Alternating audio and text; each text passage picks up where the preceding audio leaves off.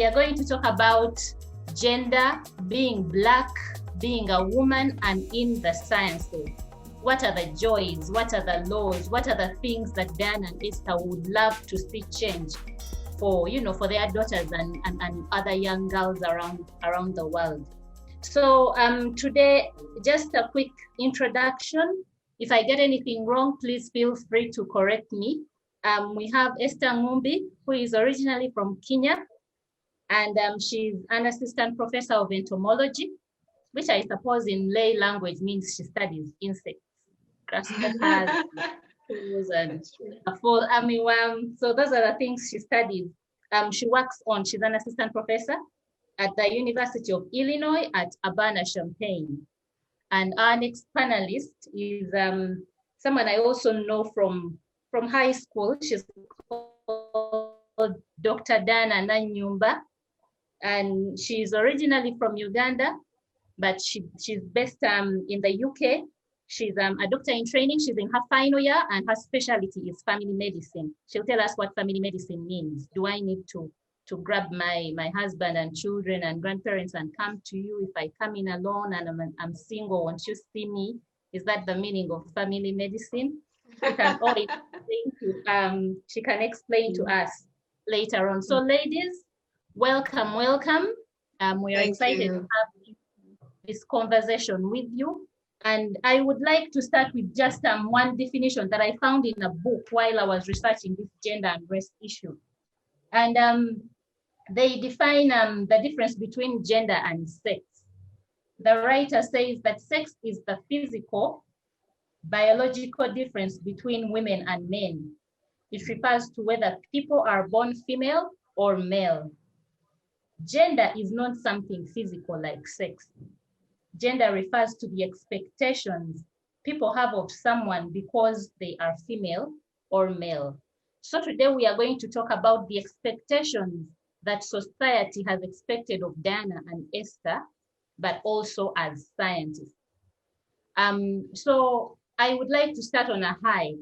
Diana, what do you like about being a woman, being Black, and a scientist? What do I like about being a woman, about being Black, and being a scientist? Well, what's not to like about being a woman? Not to do this are the same. And we love color, we love flowers, we want this and want the other, and it's exciting being a woman. And it is what it is. It's no two days are the same, like I said, and I love that about being a woman. One day here is all chopped off. You've got a small hairdo. The next morning you can go and have a big hairdo, and it's dynamic and it's amazing. And I love being a woman. On that respect, it's colorful. What do I love about being Black? Well, I love. I mean, it's I'd say I love being Black, but perhaps it's difficult to say why I love being Black, and it's one would say why not? Why should you love being Black? But I probably will say I love being me, and I love just the way I am, and because I'm proud of who I am and whose shoulders I stand on, and they bring great pride in being me. I look back and I take pride in them, and I admire them, and it can only be a good thing. So in that respect, perhaps the people that have come before me, the people whose shoulders I've stood on to get where I am today, make me proud of who I am and make me proud to wear the skin that I am in today. And yeah, I love for that I love being Black because of where I've come from and where I'm going. And so that question is about science. It's interesting you say that. Why do I love science? Or when did you first realize that this is the world that you wanted to inhabit as a professional? I think the first taste of it was really flourishing in class and flourishing in class and doing well in the sciences. And I thought, oh, actually, I can do it. And I think it's the initial taste of doing well, the initial taste of success in sort of in dissecting an insect or dissecting a frog. And I think when you do well in something, you are, personally, when I do well in something, perhaps I was intrigued and excited about it. And, you know, the discovery of things, that is part of me. Is I'm a bit, I'm a bit adventurous. I like to discover things. I love new ideas. I love new things. And things excite me. And today, as you know, today will not be the same as tomorrow. And yeah, I think the idea of things changing and the idea of discovering things is just in my nature. And perhaps science provides that sort of thing. And I was lucky to excel in class as well in sciences. So I think that the two married each other, and I went with it. So basically, to say I was terrible at history and the arts. So perhaps it wasn't much choice for me, to be fair. I wasn't the best historian. I really struggled with history and things like sociology and that kind of thing. So science was a natural sort of path for me to take. So thank you, Diana. From what you've said, I have heard that the one thing that stands out for you being a woman and a Black person is just why not? Why not be a woman? Absolutely, why not? Why not? I mean, well, why should there be an explanation for or a reason to love that? Why just enjoy? I flourish in it. I love it. It's why not? I shouldn't have a reason to explain why I love being Black and I love being a woman. It is what it is, and I absolutely love it. Very much loved your answer. Esther, I'm over to you, but just to clarify, Diana did answer it very well. In asking this question, I am not trying to pit men against women. I don't want you to say, oh, I'm a woman because men can't do ABCD, and I'm also not trying to pit Black people against other races. That is not the kind of answer that I'm looking out for. But just to hear from you, Esther, just briefly, what do you love about being Esther and the scientist that you are? So first of all, thank you everyone to all of you that are tuned in, and I could spare some minutes. I know it's nail biting. We are all living in such times. So thank you for tuning in and welcome. So why do I love being a scientist? Oh my God, it's the best job. I always say I have the best job in the world. The reason being, I am in the front lines. I am discovering, and my line of research is food security, because all of us, guess what? You had breakfast, you're going to have lunch, and probably you'll have dinner.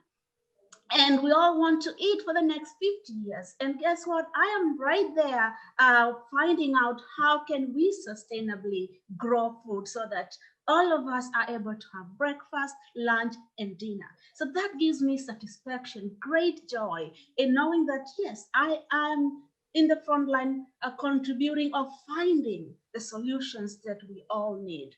And why do I carry an extra pride in being Black? First of all, I know that by the numbers, we are few. So I know that I'm privileged. I have great privilege to be a scientist at such a time. And I don't take that easy or less serious. I take that role very seriously. And I know that to whom much has been given, much is expected. So being a Black scientist, I am always thinking, how do I create the pipeline? How do I ensure that I'm not alone? So there's not so much joy for me in being that few number, because I think there's so many women that could be me. So it's kind of a joy, but at the same time, I take it as a great challenge. It's what keeps me up. It's what keeps me going to the lab and thinking of how can I ensure that I'm broadening the participation of other women so that there are many more women. What joy do I derive in being a woman? because once again, we live in the age of diversity and we're looking for somebody that brings in a unique perspective. So I always think that I'm that person that everybody's trying to look for, that uniqueness. I'm authentic. I am me. There can never be another Esther. This is me. Absolutely. So that for me is, that's, you know, I'm authentic. And so I celebrate the fact that there's no any other Esther in among the 9 billion of us in our planet. So many things, but above all, it's the science. It's so exciting.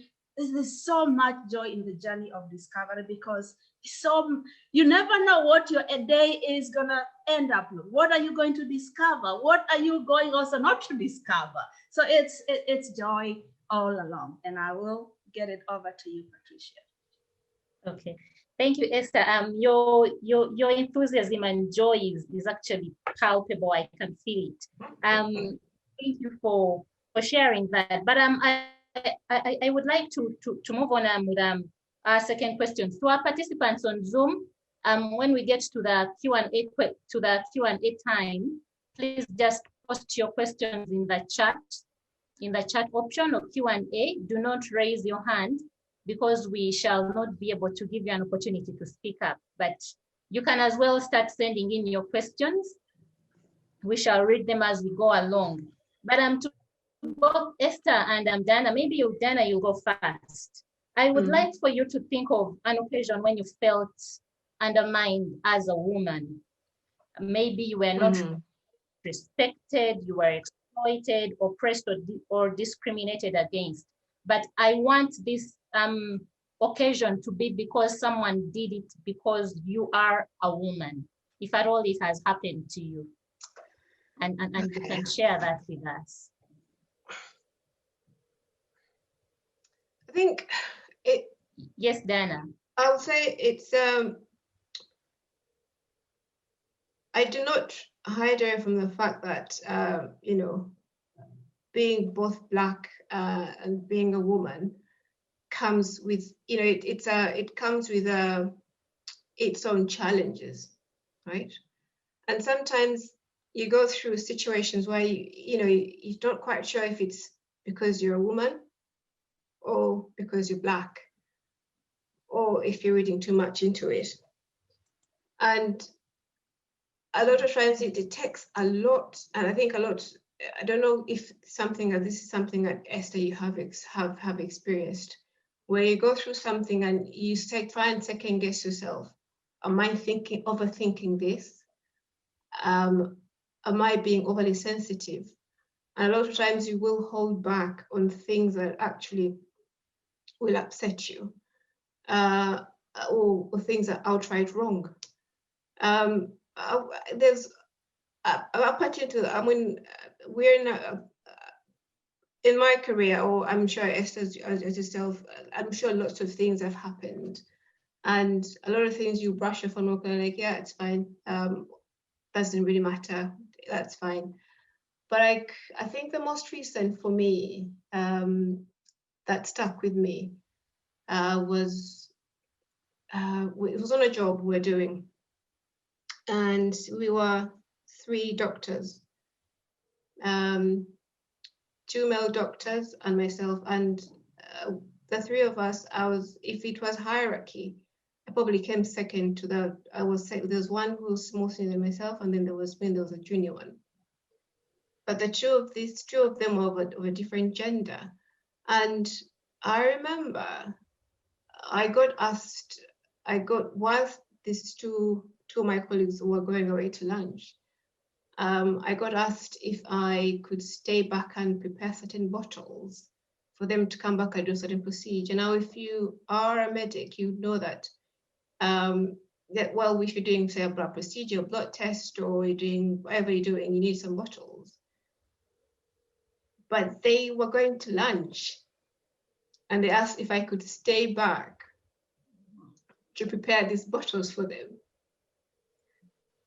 I stopped for a moment. I thought, did I actually get this right? Is this this person, this senior doctor, has left the junior doctor, the person more junior than myself, has asked them to to go along with them for lunch, would I stay back and prepare for them to come and do something, stay back and prepare something mundane for them?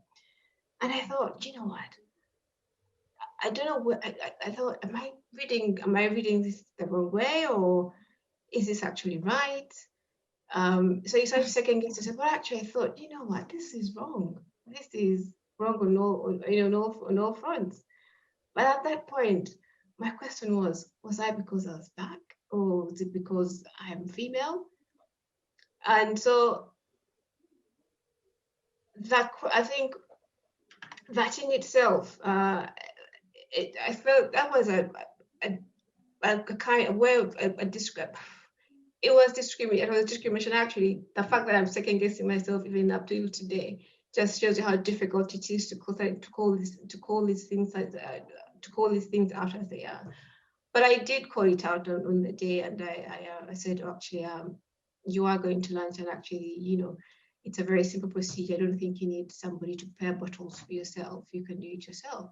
And they were taken aback, and they apologized. And they were all very nice the rest of the day, but you could tell that, it took me confronting that situation, then work out, actually, this person knew what they were doing. Actually, it was, he was undermining me or disrespecting me.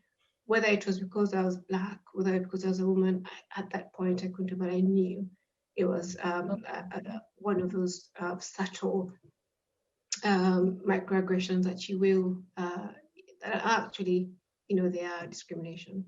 So that's pretty recent. But there's quite a few that's a recent one I can think of.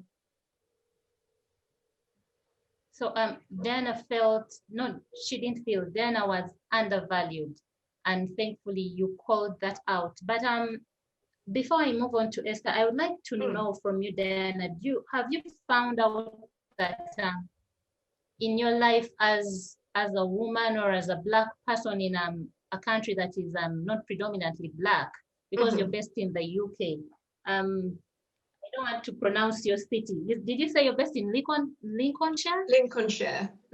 So Lincolnshire. So I would suppose that there are quite a number of there are more white people than black people, because you're not in an African country. So do you find that this is a burden that you carry with yourself daily, that you have to confront all aggressions on almost a daily basis? I mean, it's like, again, double.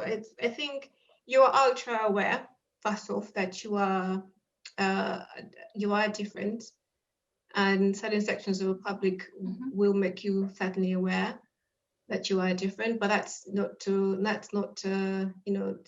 it's not unique to the environment where I am. It's certain sections you will always have people who will point out to you that you are different. But yes, it's something that you are ultra aware of, and you almost have armor on. There can be two kinds of armor. It can be the armor of, actually, I'm not going to engage. I'm just going to ignore you and pretend it didn't happen. But that armor tends to wear off, because with time it's filled with so many arrows, and it starts to weigh you down. And then there's, actually, I'm going to confront this. I'm going to very calmly tell it to your face that wasn't right. And it depends on the day. Sometimes you are with a bit of thinking, actually, I can't cope with this. Sometimes you are fired up in a good way, and you think, actually, no, I will confront this. So yes, you are ultra aware of it, and you wear it with you. But I have to say, I think a lot of times, again, it's so difficult to call, because you are aware of it. You are aware of it, and sometimes you do worry that you are anticipating something that isn't there. So it's always a conflict, and getting the balance right is not even an art.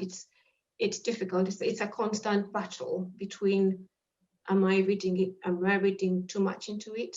Should I respond? Should I step back? How do I handle this? Because all of this it's not something that you're used to. You can never get used to, being a target of certain things, and it's something you learn. But also, it's like a child growing up. it's like raising a child. There's no blueprint for it, is there? And how you respond, it's delicate. It is delicate, but yeah, it's something you carry around with you. Okay, that's quite enlightening, Dana. I like how you use the word ama.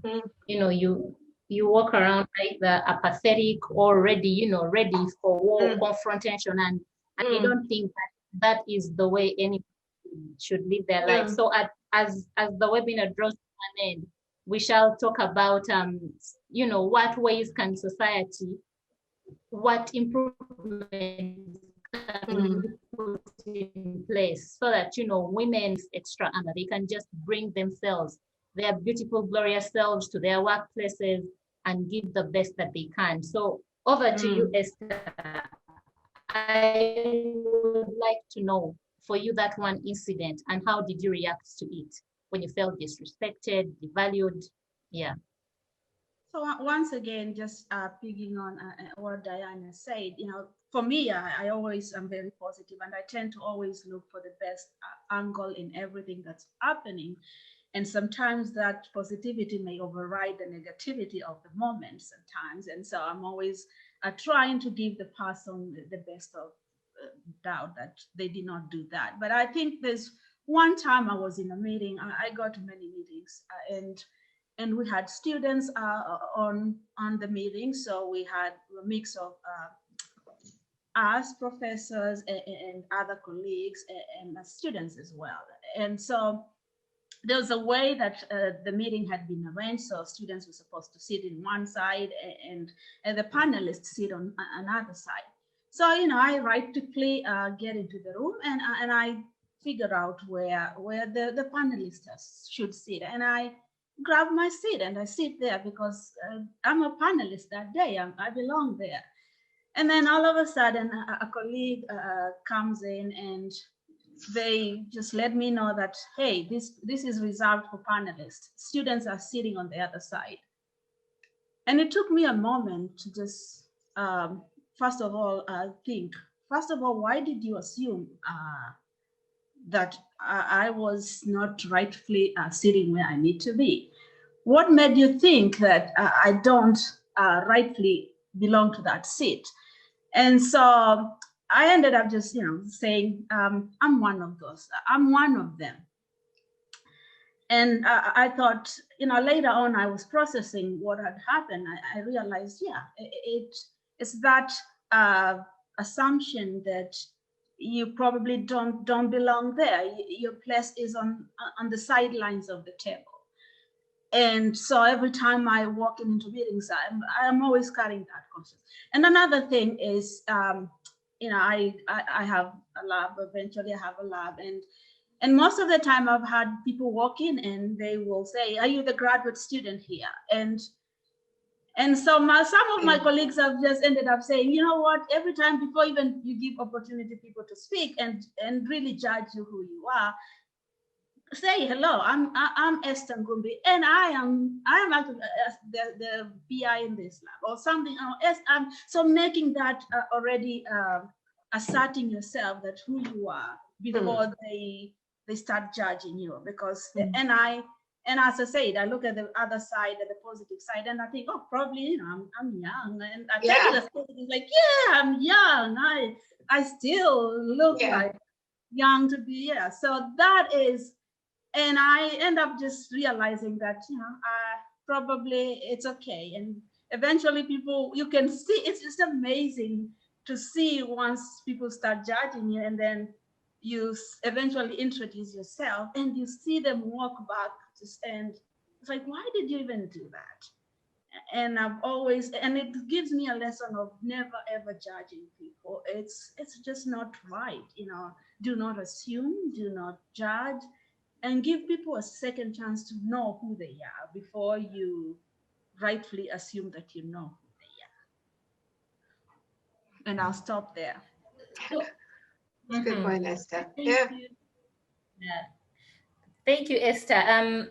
Dana, in the beginning, said she had a struggle of, when these micro aggressions are thrown at her, or some of them may be directly.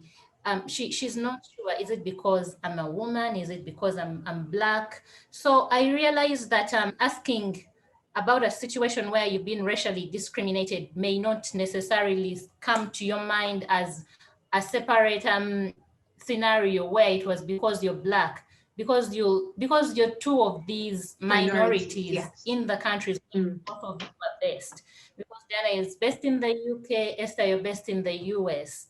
So and you are the minority because of your skin color, you're the minority because of your gender in the sciences. So I guess that time when you are racially discriminated against cannot pop up in your minds, because you're not separate from these two people. At any one given time, you're black and you're woman. So anything can be thrown at you for whatever reason. Absolutely. But I also appreciate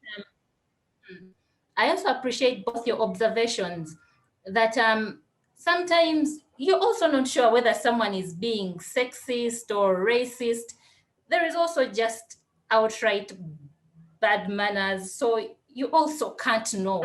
It's such a delicate world that two of you inhabit. And then the way you react must also be calculated at any one given time. So that's a difficult place to be. But as we go forward, if looking back and the young girls that are coming behind you, Dana, you talked of the shoulders that you stand on, and unless you want to point out maybe a mentor or someone, I just assumed the very many Black women who've come before you, okay, who've made this possible for you. And that's with Esther. There's so many Black professors and female professors that have come before you. They've all laid the table for you to stand up, shoulders high. But I would like to think, to ask you, as you go along, several young women are going to come behind you. What do you think institutions or society can do to lighten the weight? I liked how you used let me call it the idiom of an armor, that the next young girl doesn't have to, to dress up as though she's going for battle. And Esther, if someone doesn't have your humor, they don't have to adapt humor just to, to adapt to the several armors that are being thrown at them. What is it that society can do? Or what have you done, if you've done anything? So it can be two-pronged, individually and also society-wise, to make it easier. Yes, Dana. I think individually, there's a lot of work we self-sabotage. When I'm not being negative, I think sometimes we'll self-sabotage, and we go into spaces and places with mindsets that our skins and our gender is standing in our way, and we're giving somebody else the power even before they take it away from us. So I think having the mindset that actually, you're just as good as anybody, you're not better than anybody else, but you're just as good as anybody. And if you set your mind to something, if it's what you want to do, then just do it and give it your best.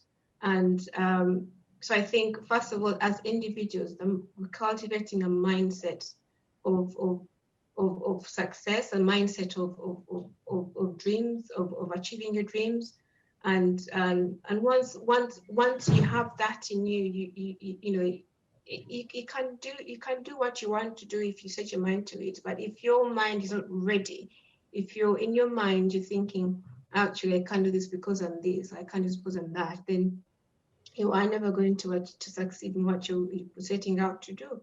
The second thing is, it's what I think the second thing is not just saying society, but being very specific with our allies. I think choosing our allies carefully. I think the men need to come along with us. Dads need to come along with us. It's not uncommon to hear things like, "Oh, you've come of age now, it's time to get married," or don't study too much, because if women who do science, then they're very difficult. There's always a a shroud around, Black, I don't know about American, but Black female, I'll speak for Africans or Ugandan, some sections of Ugandans will find that, a girl has come of age, or it doesn't matter how much studied she should, it's time to get married, it's time to do that. And I think I've questioned a lot of my friends to say that, when you're taking your girls to school every day and they're acing their exams and they're doing really well, are they just going to school because it's fun to take them to school, or it's because it's, you've got the fuel, or you've got the money, or are you actually taking them there to learn, are you taking them to school to learn, to achieve their dreams, to be pilots, to be engineers, to be plumbers, to be anything they want to be, like to do everything they want to be. They could be wanting to be a teacher, let them achieve what they want. They could be wanting to be a doctor, fine. A pilot, yes. An architect, fine. A food scientist, yes. Whatever they want to be, let them achieve. And I think let's allow girls to dream. Let's not put a time on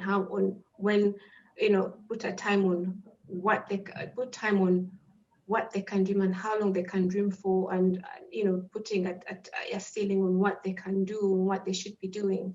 And I think just letting girls be and let them dream, let them do what they like to do, and just let them flourish.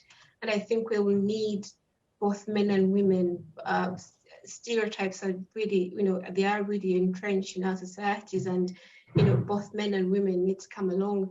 Women sometimes you find, you get, so I'm sure, I don't know about the rest of you girls, but sometimes you get that odd nudge from the other old lady. Oh, you mean you need to be by this age, you be doing this, you need to be doing A, B, C, D, and E, and when you say, oh, I'm doing this, but no, that's too much for you. You're a girl, you shouldn't be doing any of that stuff. And I think women themselves and getting the right allies, men, dads, uncles, grandparents, just keep them going. I'll give you a personal experience for me. I think one person, when I say standing shadows of greatness, I think for me, one person that really stood out for me was my late grandfather. The man just thought I was a genius, and I actually believed it. I thought I was nothing, Einstein had nothing with me. I thought I was a genius. My grandfather just thought, what, that girl is going to conquer the world. I actually believed it. And I was for a 5, 6, 7-year-old, 10-year-old girl. I mean, by the time it dawned on me that actually I wasn't a genius, I was way gone. And so I think it's really important to have those right allies, right people to be pushing us. And so I think, one, to summarize, we need to adjust our mindsets. We need to adjust our mindsets. 2, we need the right allies in both men and women, raising girls to sort of just, not telling them they're better than anybody, but just saying they're just as good as anybody to achieve what they want to achieve. Okay. Thank you, Diana. Over to you, Esther. What do you think can be done? Yeah, so I appreciate what Diana said, and on top of that, I always say change will begin.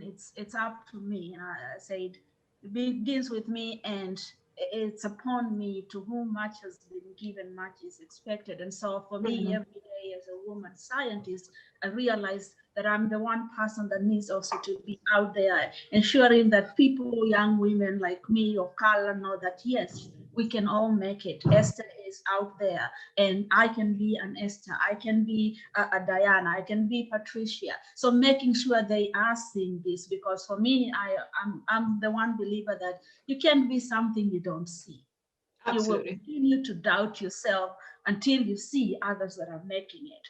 And so we have to all choose to be that positive force that, and every once in a while, when we have the opportunity to show up in these communities where our people are, show up in wherever we can show up, so that we are there and truly use our networks to ensure that they are stepping onto the pipeline, they are moving along, using our networks to open up the opportunities and pathways for everyone. And that's extremely important, because if not us, then who? You know, we tend to always think that there's a bigger force out there. You know, it's up to the administration, it's up to the deans, it's up to my institution. But guess what? Institutions and everything are made up of individuals. So if Diana, if Patricia, if myself all decide that I'll do my part, you know, in the end, it will be everybody. A sum of everybody doing their part is stronger. So that is one thing how I go about it. And secondly, you know, we're talking about being a minority, but also I know that there's also an advantage in being a minority. Let's be honest here. Sometimes when I'm writing a grant, I'll push the notion that, you know, I'm a minority, give me this grant. So you know, there are better sides of being minority. You know, institutions are focused on ensuring that we continue along the pipeline.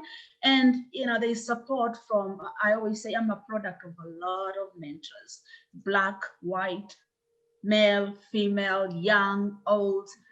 I've opened up to be mentored by, because I realized when you know, along my journey, I was just taking a path that had not been taken, and I grew up in Kenya, so I'd never been exposed to scientists, leave alone what they do. So I was taking in advice from anybody that wanted to show me the way, and I would take it all in. So and I appreciate that I had people that just saw something, a spark in me, and they held my hand all along. They're still holding my hand, because it's just even getting along the pipeline. Right now, I'm an assistant professor, stepping in to become an associate and eventually a full professor. Guess what? All along, I'm standing on giants, other professors, colleagues that want me to make it as well. So just also appreciating the fact that I'm a product of many, and using that to look back and say, what else can I do? What role how can I facilitate another person of color? And also, how can I also bring all the allies? Yes, we will need everybody. You know, we cannot afford to not take in anybody. We need our men, we need our other younger women, we need, guess what, we need everyone that can be. And so that's what, you know, has been really just instrumental, and I appreciate it. And once again, feeling privileged and not wanting to unuse my privilege, knowing that, yes, and I'll keep repeating that, for me, I've been given a lot, and how can I return just a portion of it? And I'll stop there. Yeah, thank you, ladies. And without you. Yes, Dana? Yeah, I think for me, yeah, you raise a brilliant point. Is I think the power of mentors was the other thing on YouTube. I think the power of mentoring, I think watching somebody doing it is nothing more powerful than that. You can say all you want, but if you can't see what's in how it's done, you probably won't do it. So I think it's absolutely a paramount to sort of to have role models, to see people who walk that walk, and you know, talk that talk, and you know, it's yeah, absolutely agree. I mean, that's paramount. Agreed. So I would like us to move into a Q&A session. Our very first question came in actually from Santi like 2-3 days ago, and she said, Dana, Esther, Chris, can you hear me? Finally, yes. Yeah. Okay. So our first question comes in from Sally Maloa. Sally says, more recently, people try to open up opportunities for Black women. Then you become the token Black scientist in a department or panel or committee, and are constantly need to fight for your place in that position that you actually earned and deserve to be there. So her question, how do you navigate the attitude that you were only given the position because you are a Black woman, not necessarily a good scientist? I would like to start with Esther, because you mentioned that as an advantage to being Black.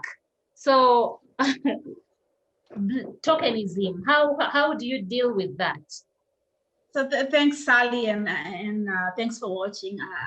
I know Sally. So yeah, you raise a very good question, and definitely, you know, when we step in these positions, there's always that person that, like, you know, oh, you're there just because you're Black. You're there not because you're smart. First of all, excuse me, I'm there because I rightfully belong there. Period. You know, and more so, it's been a long journey, and I feel it when especially for women like us, growing in. I always take steps back from where I come from, growing in where I did not have any opportunity. I did not even know a scientist to begin with. I grew up surrounded, my parents were teachers, and the only people that I knew were role models is other teachers. And of course, when we went to the hospital, I could see doctors. So as part of me was like, okay. And I always say, like, I wanted to be an accountant for me, because my parents would go with us to the banks, and I'll see the bankers, you know, with their suits and behind this glass screen, and they were just looking like, this is a comfortable place to be. And without mentors, we still broke our path all the way to just staying on top. It takes a lot. And so and I did not have, you know, here, I look at universities and students just from the elementary. You have so many opportunities, first of all, to discover who you are. What are your talents? What can you give to this world? And not seeing that, but yet just, you know, treading a path, you know, it's like walking a path that is unknown, and being there, and eventually being where we are. And then you think that I don't belong. I belong. Okay. And I'm gonna just stop. Esther, I hear you. I hear what you're saying. Right. I hear what you're saying, and it's in line with what Diana said, that sometimes we self-sabotage. So if we can take that conflict back, that question, and, you know, look at it from our perspective and realize that we are enough, and you know your journey, you've worked hard to get where you are, then whatever people think, really, you're saying that is none of your business. That's and right. You're not going to, you know, try to prove to them that, you know, you have worked your way to where you are, and you're not necessarily a token. So Diana, maybe just briefly, have you how if you haven't experienced people thinking that, you know, you are a medical doctor simply because you know, they needed minorities in the hospital or at the university. How have you dealt with that, or how would you advise someone to deal with that? I think with medicine, it's hard to be a token doctor. You know, there's a lot of regulations, and if you make a mistake, that's going to fall on your shoulders. There's litigation. So I think I can, maybe in leadership along the line, when you're in management, perhaps there's tokenism along there, but in actual clinical work, probably there's not so much. It probably is there, but not so much of tokenism. That being said, I can probably relate in one way or the other that, you know, sometimes you feel is you know, there's, I think for me, the way I look at tokenism and a perception of tokenism is that somebody thinks a certain way about you, and you know, you will be, let me just say this, wherever you will be, whether it be wherever you are in whatever field you are, and whichever job you will be, there was always going to be somebody who looks at you differently, who looks at you with won't be satisfied that you are where you are, and how they try to sort of dress that satisfaction with where you are. You know, whatever comes to them, or maybe, you know, it's because, you know, she's on, that's why she's there. But actually, and you know, a lot of the sciences are steeped in, you know, in lots of hard work, are steeped in lots of you know, science is science. It doesn't lie. You either got it, you haven't got it. You know, you either look at the microscope and seeing that organism or you're not, or you're either coming up with that formula or not, or you're coming up with this, whatever you are, whatever you're doing, or you're not. So at the end of the day, the way I see it is, as if you are in a job and you are producing work, and you're doing what you're meant to be doing, I struggle with that tokenism a little bit there, and I think it's just a person's perception. But again, it's a challenge that we do tend to carry around, and sometimes, like I said, it's hard to work out what it is. What is it? Is it my attitude? Do I feel like I'm being looked at as a token, or is it racism? Is it sexism? It's hard to work out which is which, and sometimes I find that if you're comfortable in what you're doing and comfortable in your delivery and the execution of your work, and I think that for me just gives me the I go to sleep and so comfortably and soundly at night. It doesn't mean it doesn't bother you that somebody thinks of that you view that way, but I find that as a doctor every day, I'll give an example of myself. When I come to my patients every day and I've done the best that I can and I've done my job brilliantly, I'll go home and sleep comfortably and come back tomorrow. But if I've made a mistake or I've made less than what I should have done, I probably will not sleep comfortably. And so I think for me it comes down to how well I'm doing my job and how satisfied I am with my work, and maybe how people. I find that how people see us and think of us is entirely up to them. Okay, and you're both right, ladies. What people think about us is really entirely up to them. So I like that both of you have a lot of inner strength and inner confidence, and that is coming out quite strongly. It's about you and what you believe in yourself. So present that to the world, and what the world thinks, none of your business. Just to, I'm not beefing or fighting back for the artists, but then hard work is, even in the arts, we are hard workers, and no, of course. So even to excel in the arts, we work pretty hard. But I'm not saying it's not just for the science. We have a question from Chris, and he's saying, according to a UN white paper on African women in science, women scientists are often concentrated in the lower levels of responsibility and decision-making with limited leadership opportunities. In academia, for example, women scientists are often lecturers and assistant researchers and very few professors. While in research institutions, women are rarely research directors or principal investigators in major studies. Talk about leadership in your institution. How would your path be different if there had been more Black women like yourselves in leadership, and what unique qualities do you hope to bring as you develop your own leadership in your respective fields? We are quickly running out of time, so I would ask that we are a bit brief on this, but thankfully, Esther is an assistant professor, and clearly she has gone through the pipeline on her way up. So Esther, just quite briefly, talk to us about this. Are Black women mainly in the lower levels of leadership?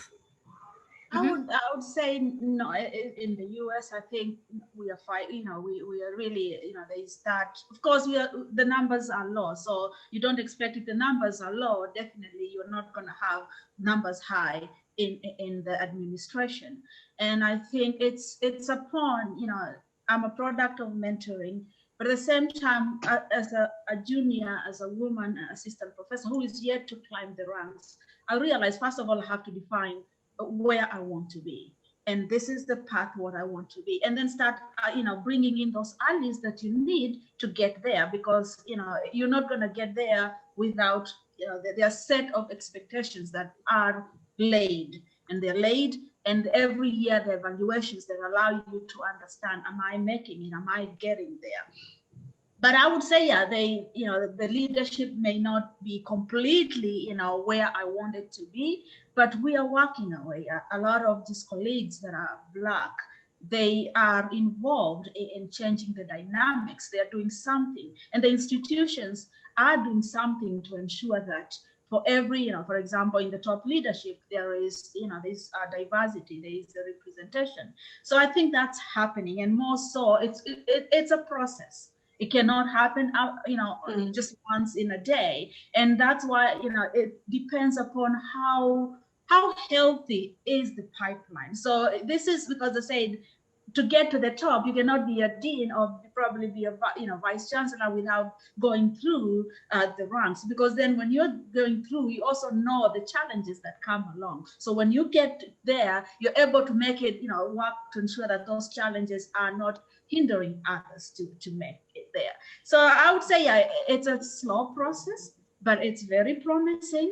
And once again, it's upon me again to continue ensuring that the leadership we yearn for. Guess what? Once again, it comes down to individuals. It's individuals that eventually make there. Of course, there are so many. We are demanding that. We're demanding that we see that. It's no longer that it's your responsibility. We are demanding that we see this diversity, because then once again, it also allows you, even as a woman, as you move on top, that okay, they are there. I can be there. So that. Knowing that they've made it, I will make it. So it's important that we have this representation on top and the leadership. And because I know when it's there too, they are actively looking back and making way, finding the ways to ensure that these blocks that hinder many of the minorities to get into the top is happening. So, and I challenge us as women. So do not sit there and say they're not making it possible. Also, be as an activist for yourself as well. It begins with you. Okay, thank you, Esther. I'm calling out to the women in the sciences to be proactive. Dana, when it comes to the medical world, is it true that the higher you go, the lesser the women, Black women in particular? I think it depends on the setting, to be fair. I think, like Esther said, I think proportions do matter. I mean, if you don't have the women there in the first instance, they are not going to make it they're not going to have to, they're going to make it there, are they? So you have to have the women there in the first instance. However, it is there, but I think for me, I've always been for the case that we have to take those steps. We have to change our mindsets to we are being held back. I think going for it, giving it a shot and just failing because maybe, you didn't quite hit the mark, or so it's hard to say that, because they're not there, they're not there because they were not being given the opportunity. Are they not there because the numbers aren't there? Are they not there because they did not genuinely qualify? And so we need to, like I said, it's always a fine balance. And sometimes when you say how people perceive us, we must reflect on how we have perceived them as well. Are we saying that we're not in those spaces because they haven't let us? Or are we not in those spaces because we're not enough Black women? Or we're not simply qualified? I mean, there's always going to be, not every Black woman is going to be qualified to do a job. And even if look at an array of girls or friends of yours, not every girl is able to cook lasagna, or not every girl is able to fix a tire. So there are different kinds of women in science, and not everybody's cut out to be a leader. So that has to be factored in from a very small from a very small group of individuals. In that group is always going to be diverse ways of thinking, but also interests and skills of leadership. So I think it's still hard. There are few women in science and leadership, but whether or not I think part of what I'm saying is part of it is we need to want to do those things. We need to put ourselves forward. We need to go for it, essentially, rather than expect. I think that's where tokenism comes in. When we expect to be, to be there. And when we get there, there's a bit of tokenism. So I think, yeah.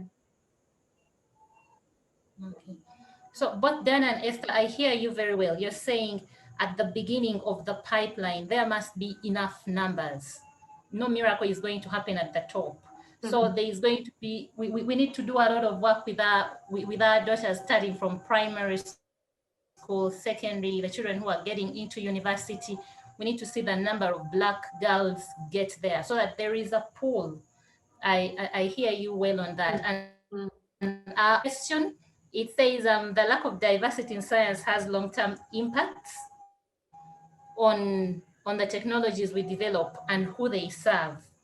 For instance, someone is saying Patricia has a band-aid that does not match her skin color. Or by the way, we don't have band-aids here in East Africa that match our skin color. So thank you for empathizing. I look like I don't know what.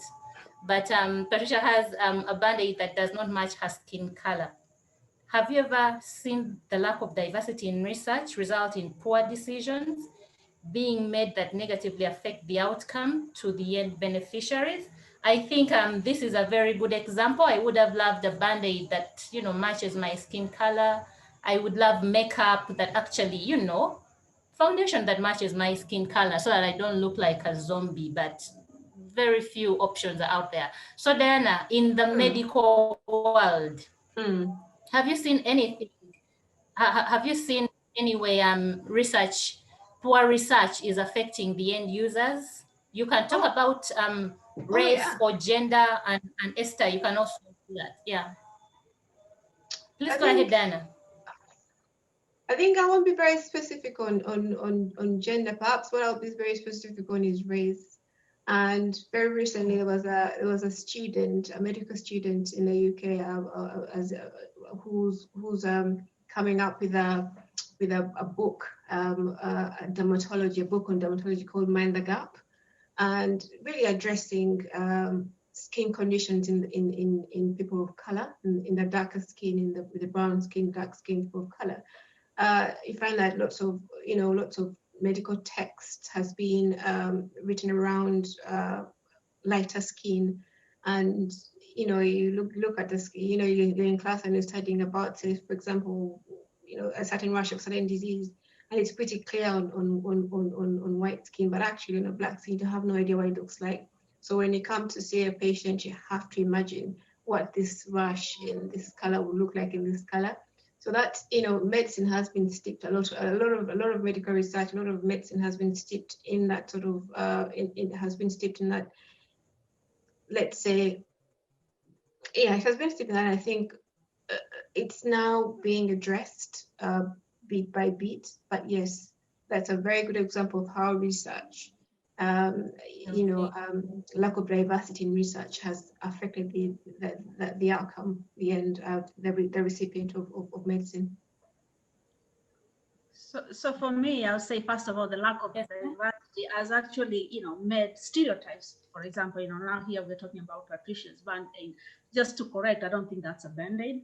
And we are supposed to call in when things are being taken out of context. So it has kind of, brought this, that people have stereotypes as to what a scientist looks like, what they can wear, this narrative that has been actually put forward, and we should fit in this narrative. It is preset, predefined. And before even we look at how we are going to design the technologies that also impact all of us, I think, first of all, it's just walking through, because as a woman, you're expected to be beautiful. Excuse me, I can decide, by the way, as a scientist, I am working with plants every day, I'm tanning every day. So I don't care about beauty, I care about what is coming out from my intellectual capacity. So when, you cannot judge as per beauty. Beauty is just something else and we expected to, there's all these expectations. You're supposed to be nice as a woman. You're not supposed to challenge anything. And so I think and that first of all impacts what we're expecting. And that actually turns a lot of women away, because there's that prejudged way. And if you're not as strong as Diana, as Esther, then you will wither around, because you come in and you will quickly get out, because you decide this space is not meant for me. It's not meant for me because I'm not fitting into that box. That is. So as an activist, as a scientist, as a minority, first of all, I'm serving the purpose of saying what you're defining for me is not what I will choose. How I dress, I will choose what earrings. I could even wear purple and just and look like everything that it's not supposed to be. But at the same time, I will be able to let you know, the challenges that, because it's an everyday thing that I do. So I think that is, but definitely we need more. We need more women, as we need more minorities, as people then realize that actually we are all the same. Nothing is different. The way you think is the way I think. The way we try, and we, in the end, we are the same. Whether you're brown, you're black, you're tall, you're big, it's a rainbow, and I yearn for that rainbow and appreciation of a rainbow of scientists who will not look alike, who will choose to be different in how they dress, in how they talk, in how they set up the experiments, and celebrate all of us. And at the end, not bring another woman down, not bring another minority down, but lift ourselves. Because as we lift, we empower. As we empower, and we ensure that a woman that was about to drop this pipeline says, I'm hanging in there because Patricia empowered me, encouraged me, and lifted my power. And the power of words. Words are strong. Words can take you down. And once again, not every woman or not every minority is as strong as Esther, is as strong as Diana. Some will fade away, because guess what? When words come out, they will take it seriously and they will take it personal. And I've always been told by a lot of mentors, as a scientist too, as a minority, don't take anything personal. Learn to have a thick skin.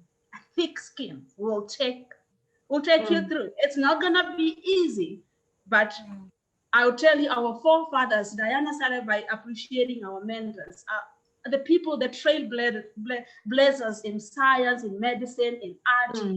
They've endured a lot. They've taken so much to pave the way for us. So as upcoming women, we must develop that thick skin. And it's okay also to cry. When somebody has called, it's okay to go and cry, but cry and shake it off and get back, because we need all of us. We cannot tear any other woman down. We need to bring them. Thank you. I'll stop. Thank you, Esther. I think for me, that's a very high note. Yes, Diana. Yeah, I agree, and I think for me, my final words would be, which I suppose we are closing very soon. But my final words would be: science is fun. Yes. Black is absolutely gorgeous. You go and get it. But the other thing about what Esther said, I think for me, self-belief is really important. As long as you believe in something, just go and do it. Listen to your inner voice. There's that voice that we always listen to that voice. If you want to do something, go and do it. But please, and also, do not be afraid to fail. It's okay to fail. As a Black woman, as a scientist, it's okay to fail. Fail 100 times. Do not put yourself under undue pressure to say, I think we're always under pressure. We have to. It's okay to fail, but pick yourself up and get back onto that horse and do what you do best. Okay. Dan and Esther, thank you very much. Anita Klein is saying thank you very much for spending time with us and sharing on the themes of rainbow and thick skin.